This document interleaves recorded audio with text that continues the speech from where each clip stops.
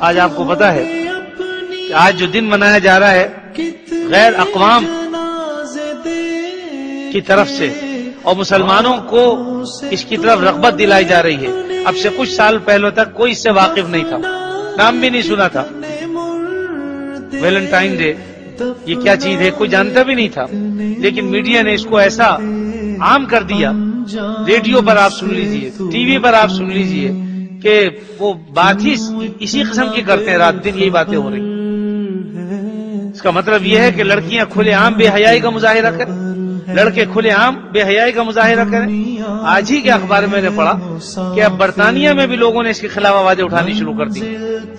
حالانکہ یہ بے حیائی آئی وہیں سے، لیکن انہوں نے بھی جو ہے اب جو کچھ وہ دیکھ رہے ہیں. آج ایک اخبار میں تھا کہ یعنی انہوں نے اس دن کے حوالے سے ایک سروے جب کرایا تو پتہ چلا کہ 10 سال کی بچیاں 39 بچیاں 10 سال کی وہ حاملہ اور امید سے پائی گئی پرائمری اسکول میں. چنانچہ انہوں نے پابندی کا مطالبہ کیا. واقعی ہمارے یہاں ان چیزوں کو عام کیا جا رہا ہے کہ صاحب یہ اس سے ترقی اپنے آپ کو ترقی یافتہ ثابت کرنے کی کوشش کی جا رہی ہے.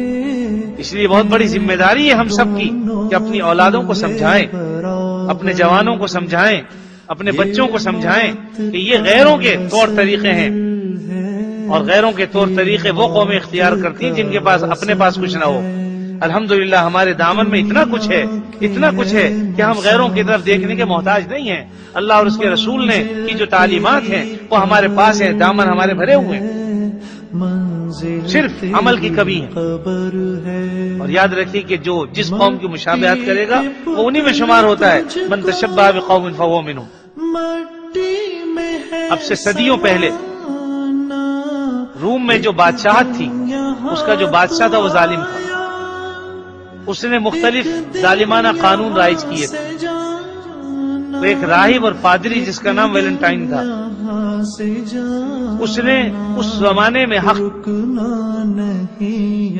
اس نے آواز اٹھائی ظلم کے خلاف. شادی پر پابندی لگا دی تھی،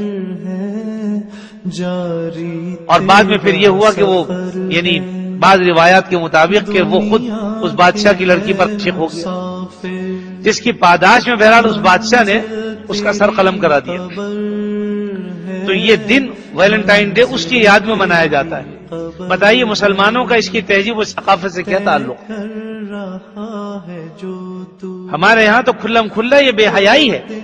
اللہ کا شکر ہے کہ بعض حکومتیں اس طرح متوجہ ہو رہی ہیں، جیسا کہ ملائیشیا اور اسی طریقے سے سعودی عرب، اور سچی بات یہ میں تو کہوں گا ہم سے زیادہ ہندوستان میں اس کے خلاف ہندوؤں نے آواز اٹھائی کہ ہم یہ یورپ کی تہذیب اپنے ملک میں داخل نہیں ہونے دیں گے.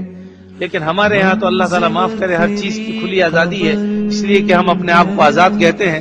آزاد تو بے شک ہم ہو گئے ہیں، لیکن ہر چیز سے آزاد ہو گئے. نہ شریعت کی قید میں ہیں ہم، نہ مذہب کی قید میں ہیں. ہر چیز کی قید سے ہم نے اپنے آپ کو آزاد کر لیا ہے. جس طرح چاہیں اب ہمیں کوئی روکنے والا نہیں ہے. نہ مذہب آڑے آتا ہے، نہ دین آڑے آتا ہے، نہ علماء آڑے آتے ہیں، اور نہ اخلاق آڑے آتے ہیں، نہ معاشرہ آڑے آتا ہے. اب جس کا جو جی چاہے. ہمارے یہاں دکانیں بھری ہوئی ہیں، چند روپوں کے لالچ میں، ذاتی مفاد میں. یاد رکھیے کہ یہ جو پیسہ حاصل ہو رہا ہے یہ بھی ناجائز اور حرامی ہوگا، کیونکہ کسی اچھے کام کے اور اچھے مقصد کے لیے اس کو استعمال نہیں کر رہے. لیکن اب مسلمان قوم ایسی ہو گئی، اللہ تعالی ہمارے حال پر رحم کرے. ہم پھر بھی اللہ کے رحمت کے منتظر ہیں کہ بے حیائی کے کام کو ترویج دے رہے ہیں، بے حیائی کے کام کو پھیلا رہے ہیں، اور اس میں معین اور مددگار بن رہے ہیں. اور ہم یہ چاہتے ہیں کہ اللہ تعالیٰ اپنی رحمتیں نازل کرے. پہلے ہی کچھ کمی نہیں ہے، اللہ کے عذاب تو پہلے مسلط ہیں.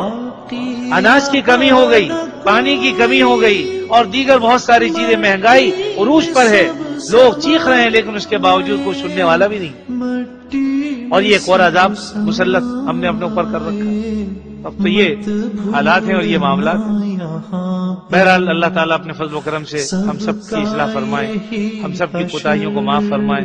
ضرورت ہے اس بات کی کہ اپنے مسلمان بھائیوں کو برائیوں سے اور جو چیزیں برائیوں کی طرف لے جانے والی ہیں ان سے آگاہ کرتے رہیں. یقیناً محبت اور پیار کے ساتھ بات کہی گئی ہو تو اس کا اثر بھی ہوتا ہے۔ اللہ تعالیٰ اپنے فضل و کرم سے ہم سب کی اصلاح فرمائے، جو خامیاں کوتاہیاں ہماری ہیں ان کو دور فرما دے، اور اپنی اولاد کی قدر کی ہمیں توفیق عطا فرمائے تاکہ اولاد کو بھی ماں باپ کی قدر معلوم۔ الحمدللہ۔